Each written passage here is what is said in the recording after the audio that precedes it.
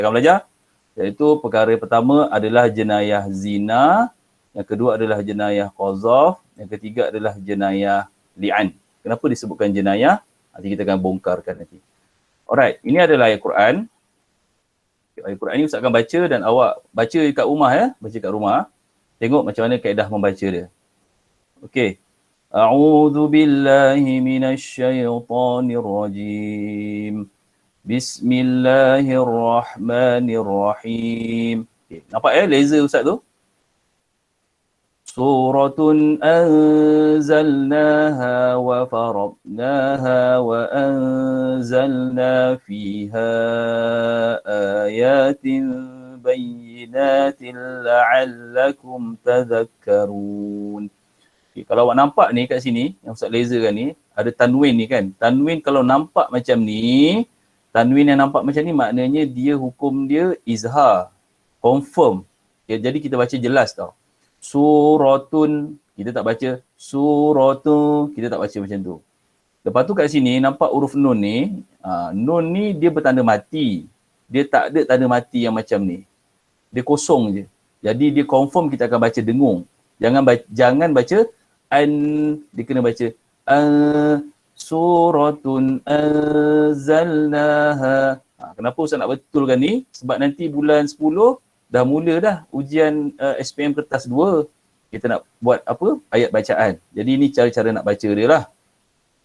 Dan kat sini selalu murid salah baca. Wa farad, dia baca wa farad. Dia tak boleh farad. Dia kena lembut sikit. Wa faradnaha, sebab dia kat tengah-tengah. Qaf ta ba jim dal. Jadi dad ni bukan huruf qalqalah tak boleh. Wa faradna wa faradnaha wa anzalna fiha. Ni ha ni kena baca panjang. Ayatin, ni bukan ayatim, bukan tim. Dia mulut tu buka kecil Fiha, ha ni 4 harakat. Ayatin, mulut tu seolah-olah selai kertas boleh masuk. Bayyinatil la'allakum tadhakkarun. Itu settle ayat pertama Ayat kedua.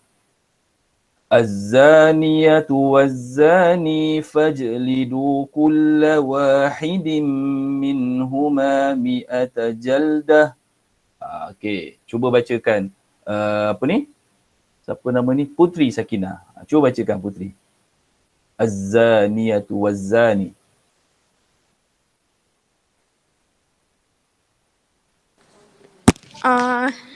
Ayat 2 Ayat 2. Az-zaniyatu.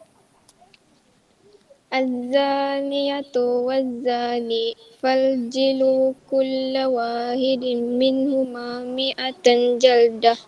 Okey, mi'ata jaldah. Sampai situ je. Alright. Okey, yang lain dengar nanti nak kena sambung balik. ولا تأخذكم بهما رأفة في دين الله إن كنتم تؤمنون بالله واليوم الآخر. آخر, jangan akhir, salah. Akhir, macam senyum sikit. وَلْيَشْهَدْ عَذَابَهُمَا طَائِفَةٌ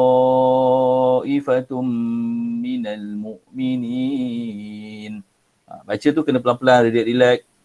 الزَّانِي لَا يَنكِحُ إِلَّا زَانِيَةً أَوْ مُشْرِكَةً وَالزَّانِيَةُ لَا يَنكِحُهَا إِلَّا زَانٍ أَوْ مُشْرِكٌ وَحُرِّمَ ذَلِكَ عَلَى الْمُؤْمِنِينَ. Okey, ni bacaan ni Bacaan ni kena lancarkan, insya-Allah mungkin masuk dalam ujian rasanya. Okey, tu ayat 1 hingga 3. Dia panjang kat situ kan, muka surat 62 tu. Dia panjang tapi kita ambil yang 1 hingga 3 untuk kat sini. Kemudian kita tengok ayat yang ke-6.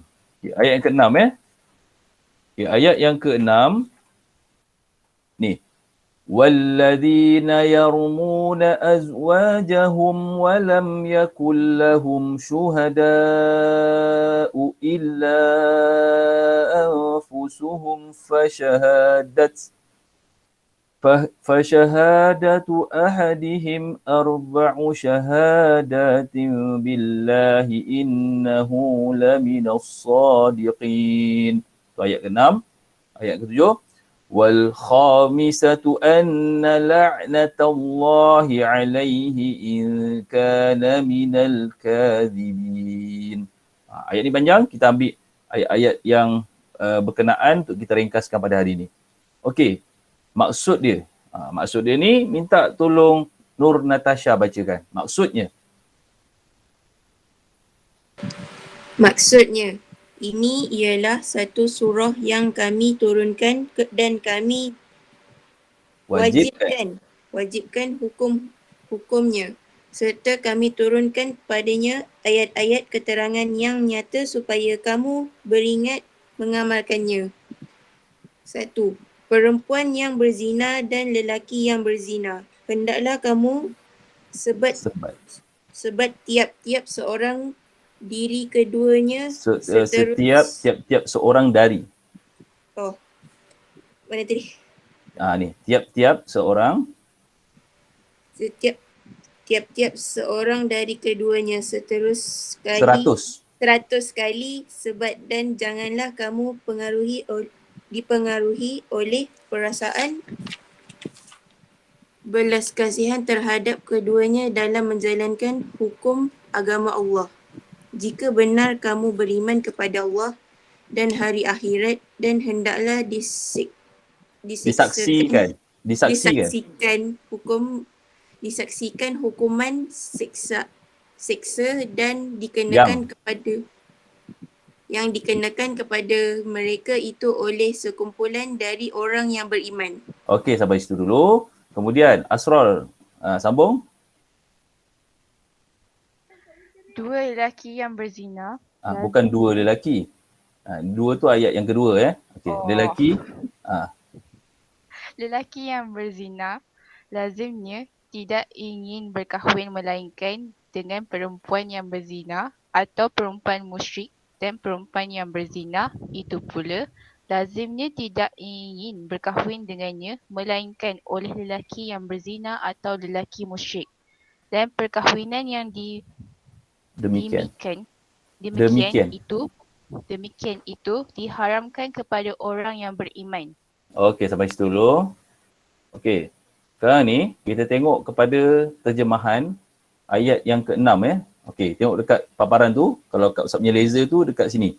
Dan orang yang menuduh isterinya berzina sedang mereka tidak ada saksi-saksi, hanya dirinya sendiri, maka penyaksian bagi seorang yang menuduh itu hendaklah dia bersumpah dengan nama Allah SWT 4 kali bahawa sesungguhnya dia dari orang yang benar, dan sumpah yang kelima hendaklah dia berkata bahawa laknat Allah SWT akan menimpa dirinya jika dia dari orang yang dusta.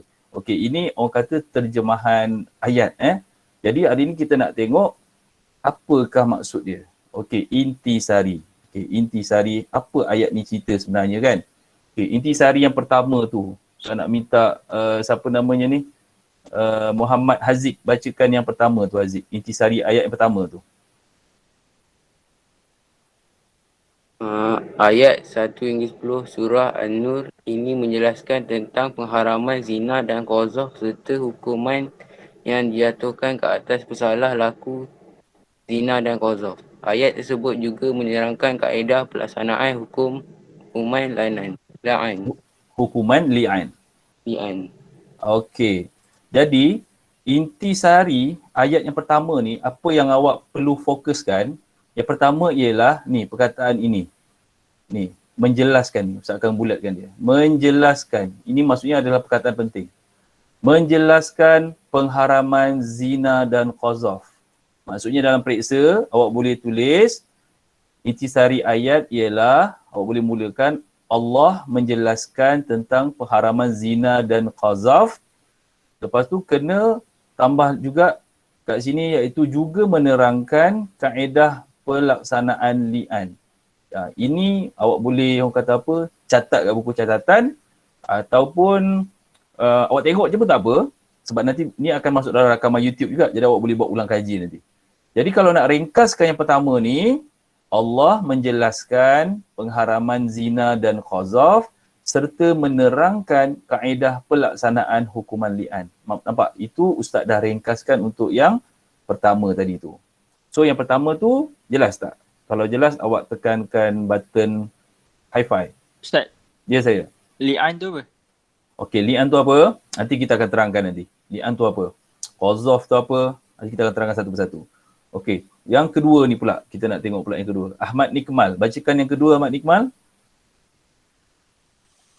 Yang kedua, Allah Subhanahu Wa Taala memerintahkan agar hukuman sebanyak 100 kali sebatan dijatuhkan kepada mereka yang melakukan jenayah zina.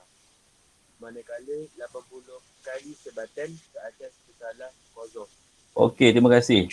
Jadi, yang nombor 2 ni, macam mana awak nak ingat apa intisari dia? Yang nombor 2 ni, kita bagi dia clue-nya sebagai H. H tu ialah hukum. Apa hukum dia? Kat sini kita akan tengok 2 hukum. Iaitu sebat 100 kali. Okey, 100 kali ni untuk kepada zina. Kemudian 80 kali sebat untuk pesalah qazaf. Jangan tertukarlah. Jangan tertukar. Biasa kat sini orang suka tertukar. Ingat, 100 kali untuk jenayah zina, 80 kali untuk sebatan qazaf. Inti sari ayat ni, soalan dia biasa tanya, dia akan tanya, jelaskan 2. Dia nak 2. Inti sari. Lepas tu markah dia nanti, dia akan buat 4 markah. Sorry ya, tulisan buruk sikit. Okey. Okay, 4 markah biasanya. Bila 4 markah, awak boleh pilih, awak nak pilih nombor 1, nombor 2, nombor 3 ni pilihlah, pilih 2. Okey. Yang kedua ni, macam jelas tak? Kalau jelas, awak tekanlah button 2. Oh, tekan high five. Boleh juga tekan high five. Button 2 pun boleh. Okey, itu yang kedua. Kemudian yang ketiga ni. Okey, yang ketiga ni saya nak minta murid bernama Zaidatul. Okey, bacakan Zaidatul. Yang ketiga tu apa? Allah Subhanahu Wa Taala memerintahkan sumpah li'an sebanyak 4 kali perlu dinyatakan oleh suami yang menuduh isterinya melakukan zina. Manakala sumpah yang kelima perlulah dia mengatakan bahawa laknat Allah Subhanahu Wa Taala akan menimpa dirinya sekiranya dia berbohong. Berbohong. Okey. Isteri yang dituduh berzina oleh suaminya juga perlu bersumpah untuk membela dirinya. Okey. Jadinya kan, macam mana awak nak tahu intisari ni? Intisari ni kita akan bahagikan dia kepada 2 kategori. Nombor 1 ni, nombor 1 dengan yang nombor 2 ni, dia lebih kepada zina dan qazaf. Yang ketiga ni, kita akan fokuskan dia kepada huruf L iaitu li'an. Iaitu Allah memerintahkan sumpah li'an 4 kali. Sebenarnya sumpah li'an ni bukan 4 kali tau. Sumpah li'an ni dia 5. 4 kali pertama, suami dia kena cakap lah yang isteri dia tu, dia kata lah, aku nampak isteri aku tu memang berzina, dia kata, melakukan zina. Sumpah yang kelima. Yang kelima ni, dia kena sebut perkataan yang dia akan kena laknat Allah. Jadi sebenarnya semua sumpah tu, dia ada 5 ya. Jangan terkeliru pula. Dia ada 5. Panjang tu yang 5 ni. Okay, itu intisari ayat yang tadi tu. Okay, itu intisari ayat. Rasanya okey kot intisari ayat ni kan? Okay, kita pergi satu-satu. Ini yang dah direngkaskan. Allah menjelaskan pengharaman zina dan qazaf. Kemudian hukuman. Yang ini tadi kita sebut sebagai adalah H, iaitu hukuman. Kemudian yang ini pula adalah kita sebut sebagai li'an. Macam mana li'an tu berlaku? Okay, kita pergi slide yang seterusnya. Asbabun nuzul. Asbabun nuzul ni maksudnya apa sebab turun ayat tersebut. Apa sebab turun ayat Al-Quran tersebut. Jadi sebab turun ayat Al-Quran ni, dia ada 2 tau. Awak tengok kat sini. Satu adalah sebab ayat 3. Ayat 3. Jadi awak kena ingat, ayat 3 ni, dia cerita pasal zina. Ini untuk awak ingat. Dia cerita pasal zina. Kalau ayat yang ke-6, yang ini, ayat yang ke-6, dia akan cerita pasal li'an. Dia akan cerita pasal li'an. Dia akan cerita pasal li'an. Jadi soalan periksa dia akan tanya dua benda ni lah. Apakah asbabun nuzul ayat 3? Jangan awak tertukar dengan ayat 6. Asbab nuzul ni panjang tau. Jadi macam mana nak ringkaskan dia? Ustaz akan ringkaskan dia pada hari ni. Awak tengok baik-baik pada yang Ustaz bulatkan ya. Dalam asbabun nuzul, calon-calon SPM dia kena tahu watak dia. Jadi watak dia kat sini, awak boleh cakap dalam riwayat At-Tirmizi ni kena nyatakan, dalam riwayat At-Tirmizi, lepas tu perkataan ni, seorang lelaki, nama dia, asyik baiklah nama dia ni mudah sikit, Marsad bin Abi Marsad. Tu nama dia, kena ingat. Dalam exam SPM, tak sebut nama dia ni, nama lelaki ni, sahabat Nabi ni, tak akan dapat markah. Tak akan dapat markah. Memang sia-sia je. Jadi kena tahu nama dia tu. Okey, itu pertama. Daripada riwayat At-Tirmizi, ada seorang lelaki, nama dia Marsad bin Abi Marsad. Okey, Marsad bin Abi Marsad ni, kalau tengok kat sini, dia kata dia sering membawa tawanan dari Mekah ke Madinah. Okey, yang ini kan? Yang ini susah nak faham sebenarnya. Tapi sebenarnya macam ni. Marsad ni, dia ni duduk kat Madinah. Kan Rasulullah duduk kat Madinah. Dia ni tugas dia pergi ke Mekah selamatkan orang Islam yang jadi tawanan. Maksudnya dia ni macam komando lah kot. Ibaratnya dia tu perisik macam nak pergi ke Mekah untuk menyelamatkan. Jadi awak boleh buat ayat macam mana? Awak boleh buat ayat macam ni. Diriwayatkan oleh At-Tirmizi, seorang lelaki, ni gelaran dia, Marsad bin Abi Marsad, ditugaskan untuk menyelamatkan tawanan. Boleh buat macam tu. Menyelamatkan tawanan di Mekah. Okey. Jadi, masa dia nak selamatkan tu, tah macam mana, ni. Awak tulis ni. Terdapat seorang pelacur. Awak boleh tulis kat dalam nota awak catatan, dia terjumpa seorang pelacur dan nama dia Anak. Anak ni kena ingat nama dia. Kalau dalam periksa awak tulis, Marsad telah berjumpa dengan seorang pelacur je, wallahu a'lam. Kau wallahu a'lam, memang tak dapat markah. Anak nama dia. Okey, ingat dua nama tadi. Marsad, Anak. Anak ni sebenarnya dia ni dulu girlfriend Marsad. Masa kat Mekah tu, girlfriend. Marsad ni dulu asalnya orang Mekah. Bila dia berhijrah ke Madinah, dia jadi orang Islam. Yang Anak ni dia stay lagi dekat Mekah tu. Anak ni, dia ni seorang pelacur. Dalam ni dikata rakan lah. Rakan. Awak tulis rakan ya. Tapi sebenarnya dia girlfriend lah. Awak jangan tulis pula dalam exam dia tu girlfriend pula ya. Awak tulis rakan. Okey. Lepas tu, Marsad ni kan dia nak menyelamatkan orang.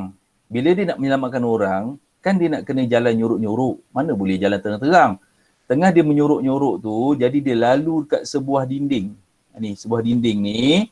Masa dia lalu tu, Anak ada kat situ. Jadi Anak dia nampak bayang-bayang kat dinding tu. Awak jangan bayang dinding batu. Dinding ni. Dinding kain tu, dinding kain. Kebetulan malam tu ada bulan tau. Bulan purnama, bulan mengambang. Jadi nampak. Bila nampak, Anak tu dia nampak dia bayang-bayang. Jadi dia pun pergi. Bila dia pergi, dia nampak, itu Marsad. Boyfriend I. Contoh lah. Ni boyfriend aku dulu. Marsad ni.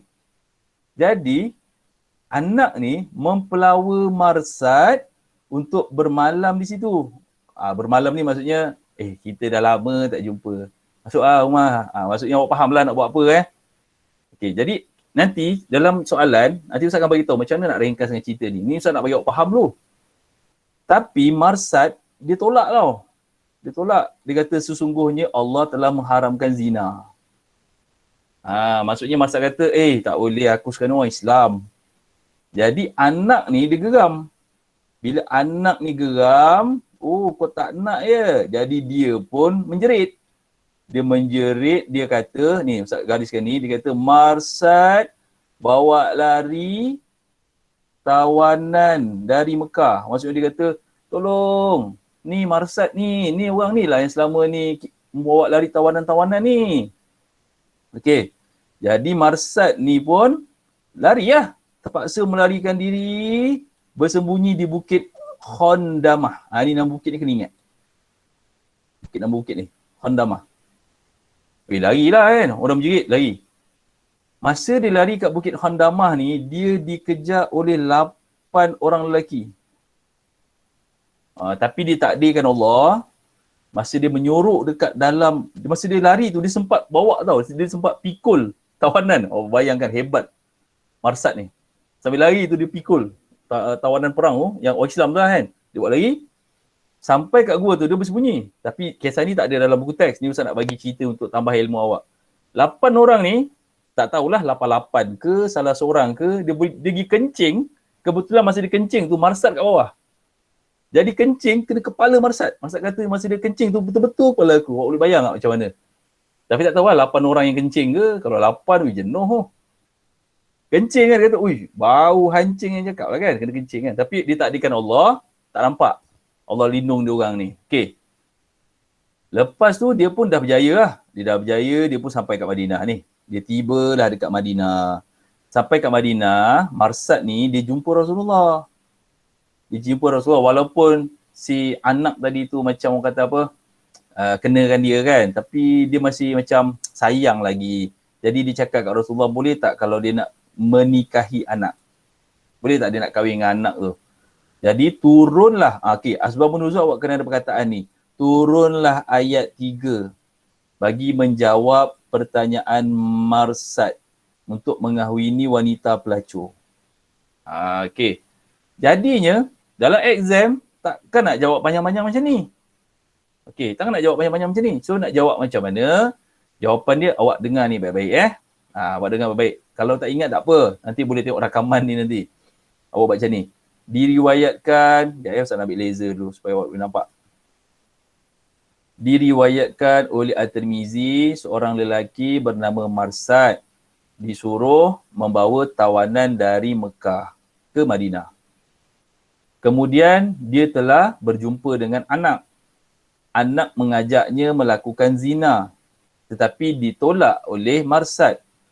Lalu Marsad dikejar oleh orang-orang Mekah sehinggalah bersembunyi di Khondamah.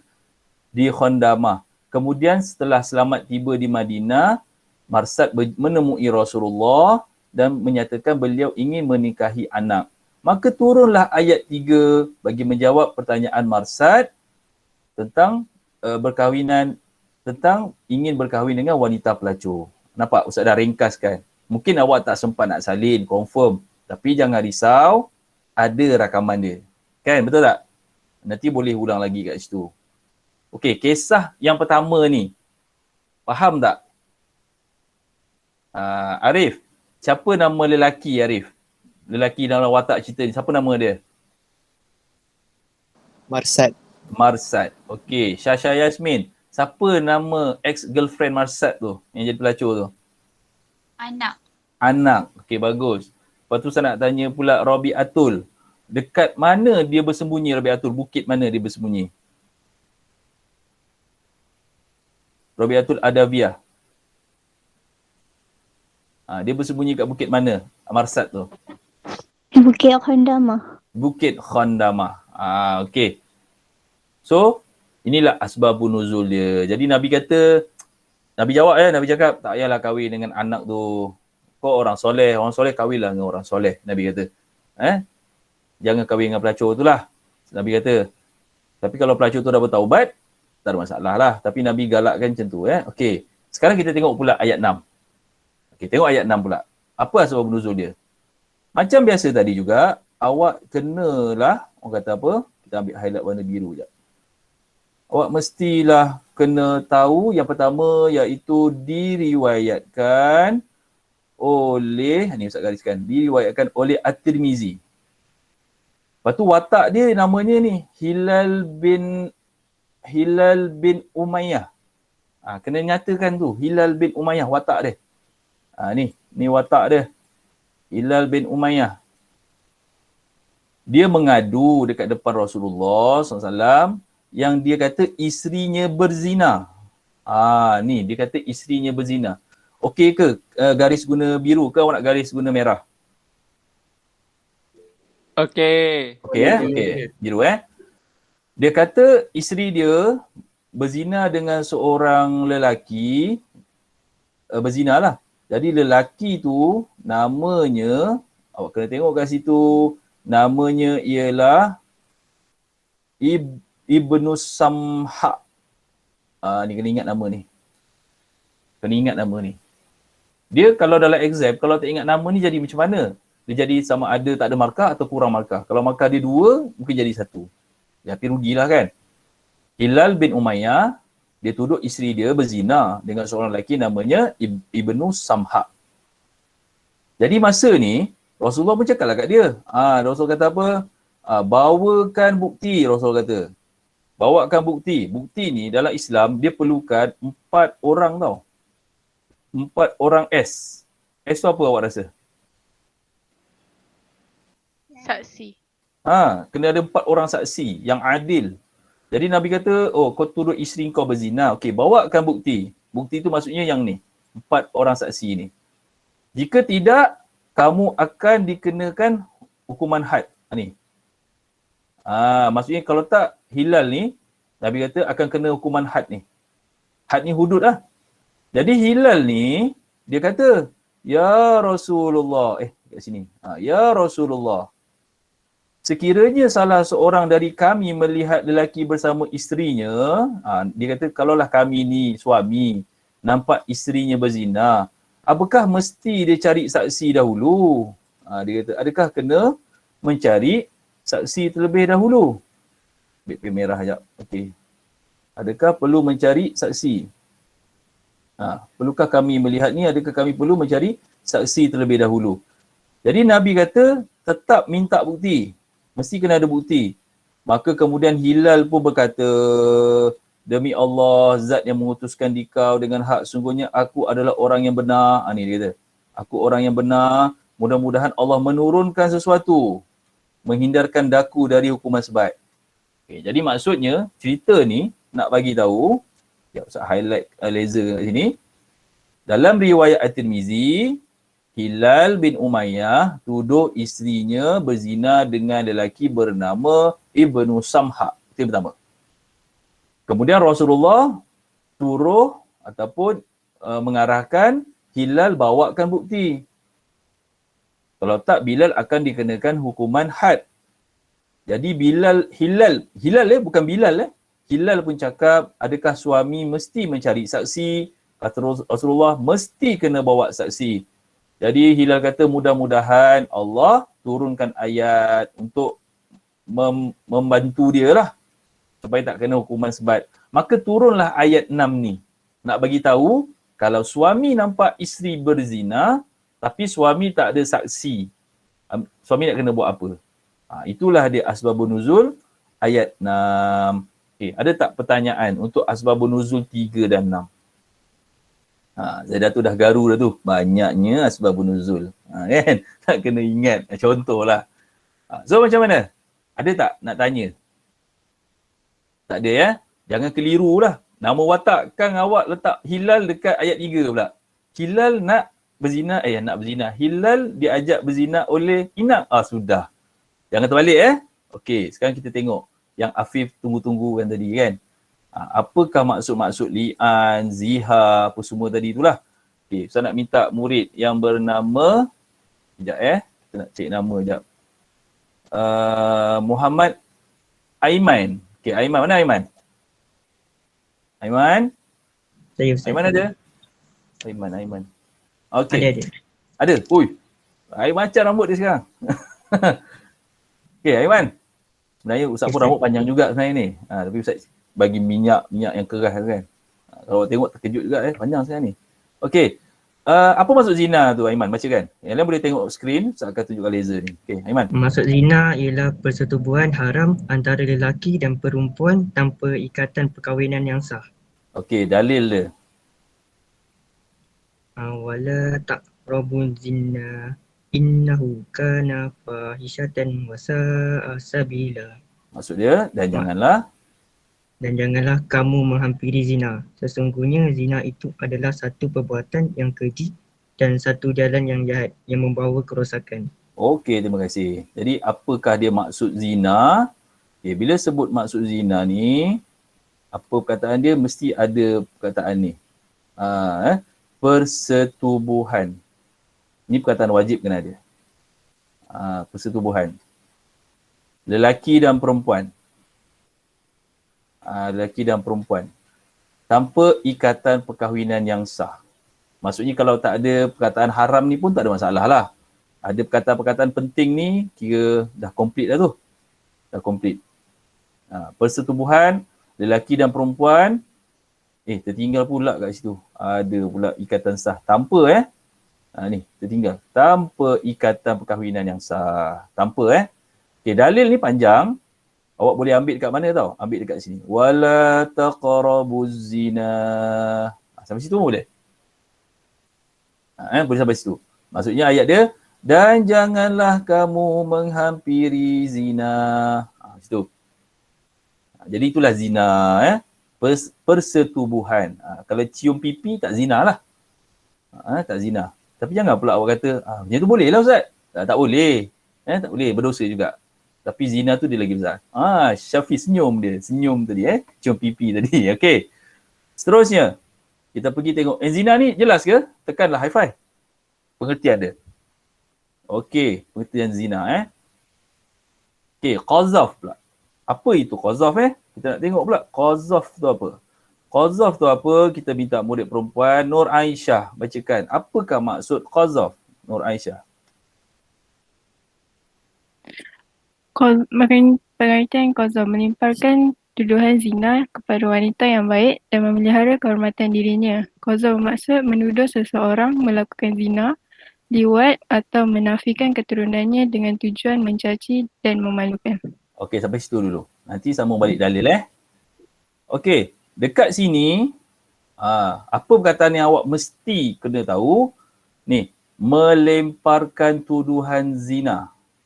Tu, melemparkan ataupun menuduh lah, boleh. Pendek kan? Menuduh zina kepada wanita yang baik. Ini orang kata ini pada asalnya lah. Tapi sebenarnya ayat ni dia lebih kepada lelaki atau perempuan lah kat sini. Menuduh seseorang. Jadi yang kat perempuan ni, kita tak payah nyatakan dalam exam. Kita nyatakan yang seseorang ni. Melemparkan tuduhan zina. Seseorang melemparkan tuduhan zina kepada seseorang yang melakukan zina tadi lah. Melakukan zina, liwat atau menafikan keturunan. Mesti ada 3 item ni. Tak ada 3 item ni. 1, 2, alamak, susahnya tulis nombor 2 ni. 2, 3. Tak ada 3 ni. Tak ada markah. Okey. Jadi mesti qazaf tu tuduh orang tu buat zina. Ataupun tuduh dia buat liwat. Awak tahu liwat tu apa? Kalau tahu, tekan high five. Siapa yang tak tahu? Tak ada, semua tahu Okey, so tak payah tegang lah. Dan menafikan keturunan. Menafikan keturunan tu maknanya dia menafikan anak yang, maksudnya dia nafikan lah. Itu kan anak dia tu. Faham tak? Gambar orang tengah bawa anak, itu kan anak dia tu anak zina tu. Dia tuduh. Bila dia tuduh tu, qazaf. Jadi mulut kita ni jaga tau, jaga elok-elok. Jaga elok-elok mulut kita ni. Jangan sampai kita ni termasuk golongan qazaf. Apa dalil dia? Okey, Aisyah, bacakan dalil dia, Aisyah.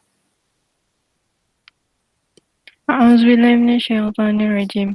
Walladzina yarmuna al-muhsanati thumma lam ya'tu bi arba'ati syuhada'a fajliduhum 80 jaldatan wa la taqbalu lahum syahadatan abada wa ulaika humul fasiqun.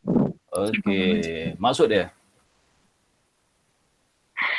Dan orang yang melemparkan tuduhan zina kepada perempuan yang terpelihara kehormatannya, kemudian mereka tidak membawakan 4 orang saksi, maka sebatlah mereka 80 kali sebat. Dan janganlah kamu menerima persaksian mereka itu selama-lamanya kerana mereka adalah orang yang fasik. Okey, orang yang fasik. Jadi dalil ni Ustaz yakin dan percaya. Yang dekat ayat Quran ni susah sikit lah kita nak hafal kan.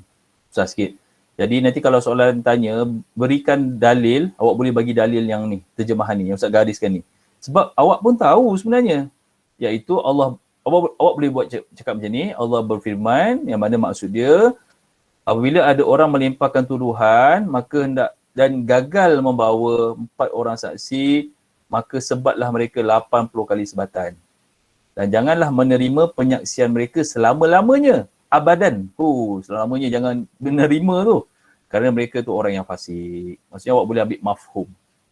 So kat sini, kesimpulan dia awak boleh ambil M. M tu maksudnya mafhum. Mafhum. Allah buruknya dah tulisan. Sebab ni guna mouse guna mouse. Okay. Alright. So, Qazaf.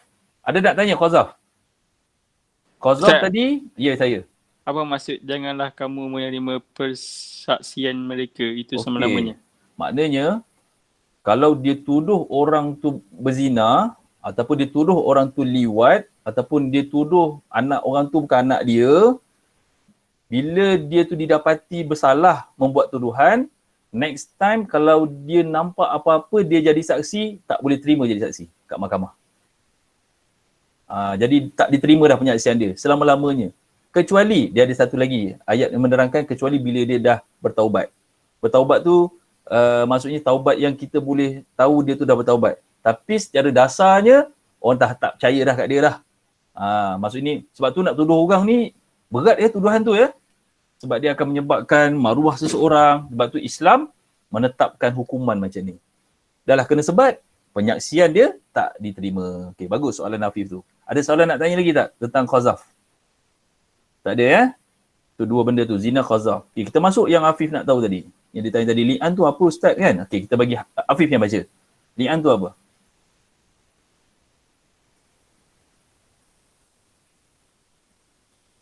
Pengertian li'an.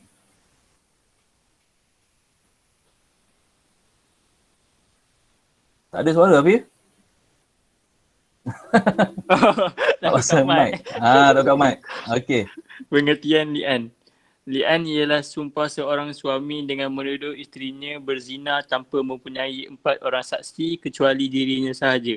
Maka hendaklah dia bersumpah 4 kali bahawa dia adalah orang yang benar. Dan pada sumpah kali kelimanya, dia berkata bahawa dia akan dilaknati Allah Subhanahu Wa Taala jika dia berdusta.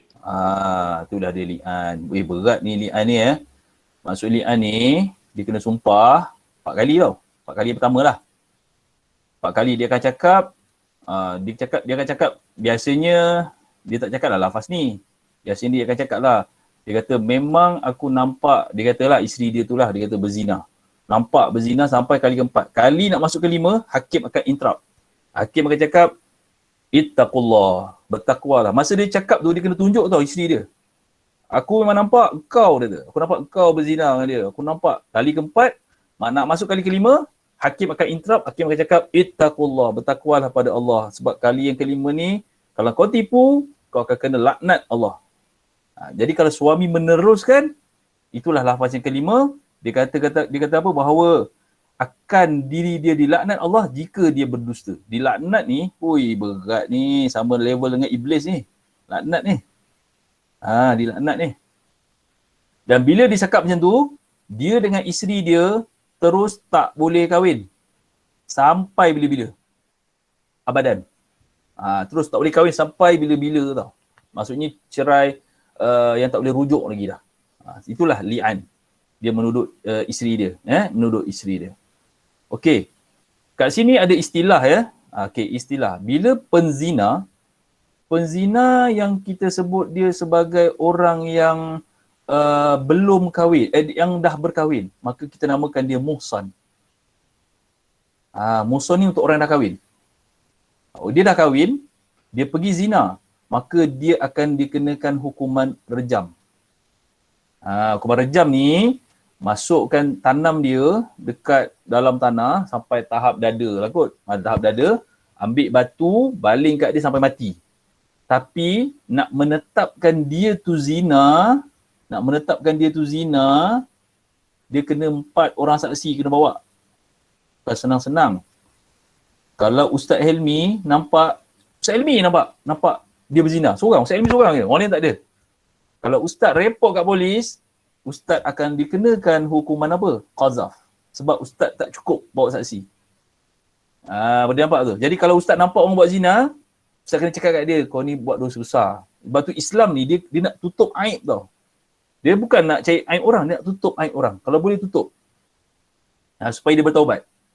Tapi kalau dah terkantoi macam ni, cukup 4 orang saksi, maka dia itu akan kena rejam. Kalau dia belum kahwin, ni nama dia. Apa nama dia tu? Ammar. Kalau dia belum kahwin, Mah. Ghairu muhsan. Ghair muhsan. Ghair. Kalau ghair, 100 kali sebat. Bukan sebat kat punggung Sebat kat mana awak rasa? Kat pinggang. Ui, kat pinggang sakit. Oi, pinggang. Kat tangan. Kat tangan. Macam mana nak makan nasi? Bukan kat tangan. Kat muka Kat kaki. Kat kaki. Oh, tak bukan.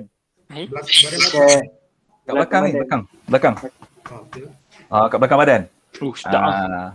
Tapi sebat dia tu bukan sebat yang macam dekat penjara yang satu. Bukan tu. Dia sebat dia ada kaedah dia lah. Tapi tak adalah sampai menzalimi. Tapi sakit jugalah. 100 kali sebat. Di khaliak ramai. Maksudnya depan orang ramai. Depan orang ramai. Supaya jadi iktibar orang lain. Jangan buat. Kenapa yang belum kahwin ni 100 kali? Sebab dia belum kahwin. Tak heran lah dia nak pergi zina. Ni yang dah kahwin ni. Mahal kau nak pergi zina juga. Dah kahwin kan? Macam tu lah. Okey, itu zina. Settle lah zina. Okey, Khazaf. Ustaz. Ya, saya. Zina ni, hukuman ni dia still buat zaman sekarang.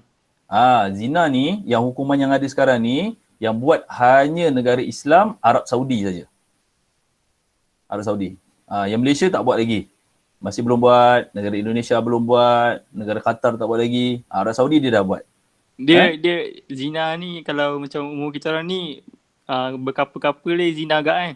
Bukan. Bukan Bukan. Zina tu persetubuhan. Betul. Yang couple tu dia bukan persetubuhan. Itu dia lain pula. Itu namanya cintan cintun. Cintan cintun itu kita bincang tajuk lain. Ada tajuk tu. Kita pasti mestikan penuh kelas tu nanti insya-Allah. Okey. Khazaf. Ya saya. Kalau macam kapal-kapal tu kan. Okey. Dia kira pergaulan bebas ke? Kapal-kapal tu dikira sebagai tak menjaga ikhtilat. Ikhtilat tu maksudnya dia tak jaga batas dan dia boleh menjurus kepada zina. Dia boleh menjurus sebab bila kapal ni kan cakap pun kan jadi lembut. Cakap, hello, apa khabar? Kan? Menjuruskan kepada persetubuhan tu Ustaz. Zina, dia boleh menjurus. Hantarlah gambar, rindu sangat hantar gambar.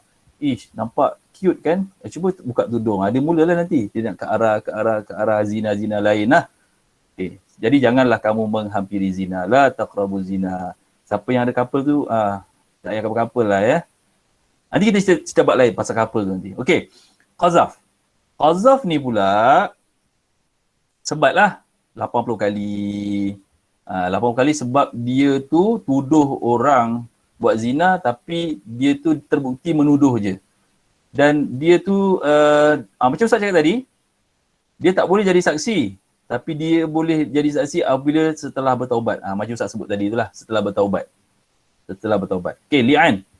Li'an ni suami bukan isteri pula. Suami akan dikenakan hukuman had. Dia macam ni. Kalau suami tuduh isteri dia, kemudian suami tiba-tiba yang lafaz kelima tu dia tak nak cakap. Yang dia kata laknat Allah tu. Maka suami tadi tu dia akan kena qazaf. Sebab dia tuduh dah tadi kan? Dia tuduh isteri dia berzina. Kalau suami tuduh, kemudian isteri dia pula, sebab lepas suami sumpah, isteri pula kena sumpah. Isteri akan sumpah, tak, saya tak buat. Tak, saya tak buat. Tak, saya tak buat. Saya tak buat. Kali kelima dia akan cakap, demi Allah saya tak buat. Kalau saya buat, saya akan kena laknat. Tiba-tiba isteri tak nak sumpah tu. Maka isteri tu nanti dia akan kena qazaf. Kena qazaf pula. Isteri tu dia akan kena hukuman zina. Sebab kan dia buat zina tadi. Suami tuduh dia buat zina tadi. Tapi kalau dua-dua bersumpah, maka dia akan jadi li'an. Okey. Jelas tak yang saya cakap tu? Kalau tak jelas, boleh ulang balik. Yang li'an tu, jelas tak? Jelas tak? Okey, jelas So li'an tu macam tu. Alright. Ni kepentingan dia. Kepentingan dia. Kenapa kita kena jauhkan zina? Ni soalan-soalan ni biasanya dia akan tanya soalan kebat lah. Kenapa kita dilarang untuk berzina ni? Kepentingan. Kepentingan ni tajuk penting Okey, tengok yang pertama. Kepentingan dia menjaga maruah.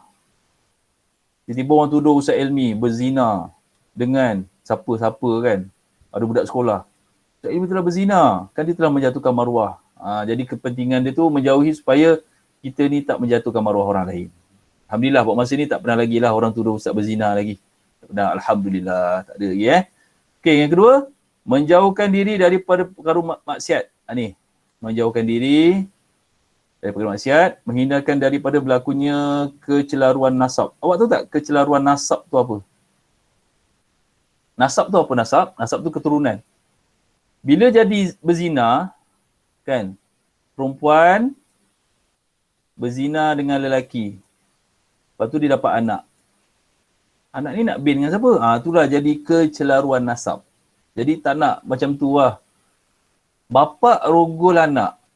Anak tu mengandung. Jadi anak kepada anak dia tu macam mana? Kan jadi kecelaruan, faham tak? Bapa, ini teruk ni masalah ni, jangan berlaku lah. Na'udzubillah, benda-benda macam ni. Bapa rogol anak. Bapa rogol anak. Anak ni pula mengandung. Dapat anak. Apa dia nak panggil orang ni? Ni apa nak panggil? Nak panggil apa suami? Ni bapak dia.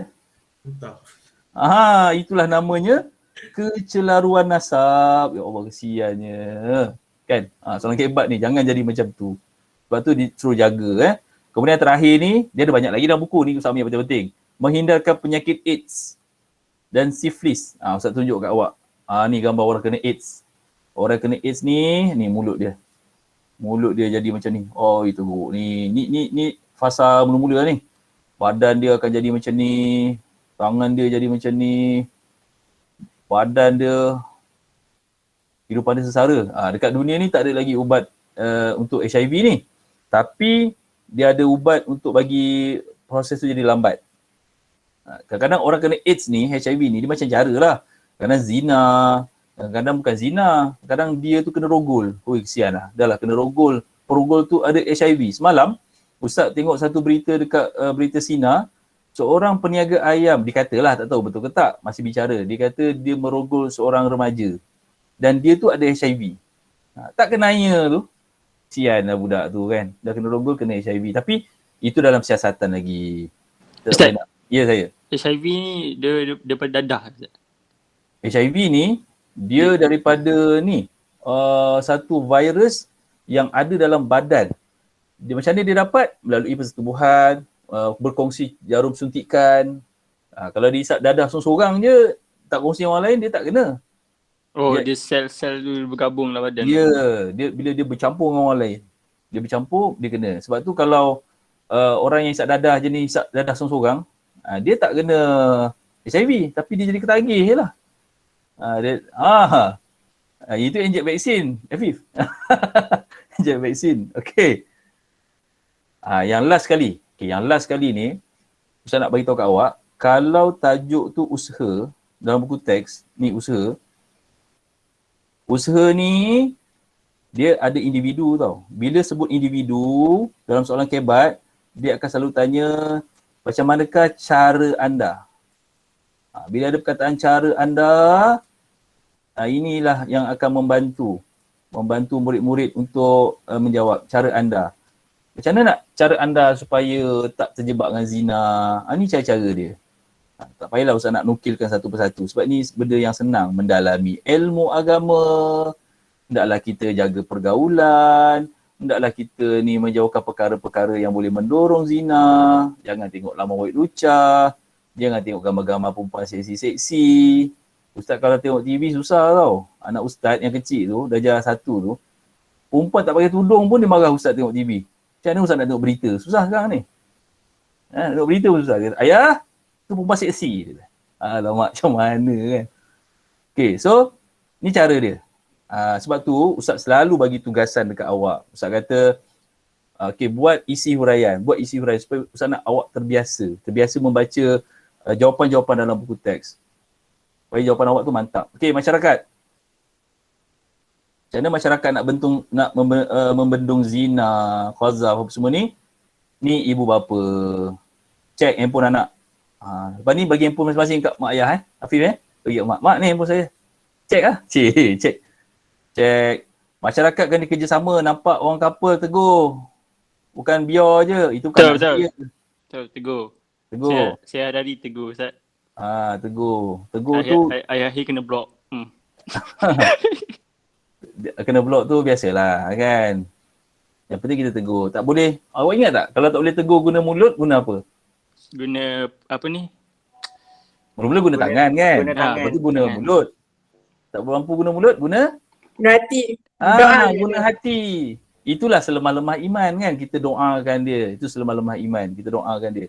Okey, ni negara. Simple lah. Pengajaran ayat. Okey, sekarang ni Ustaz nak sharekan awak iaitu quiz.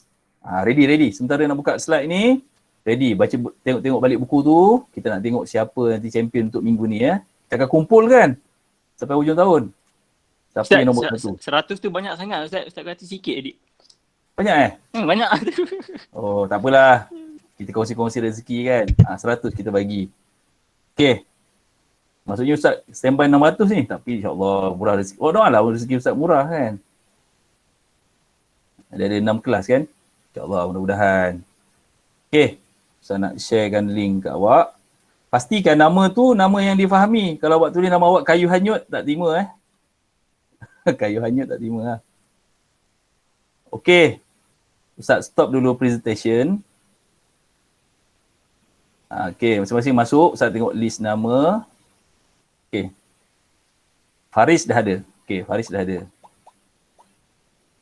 Widat, Syami, Najiha, Damia. Okey. Masuk dulu.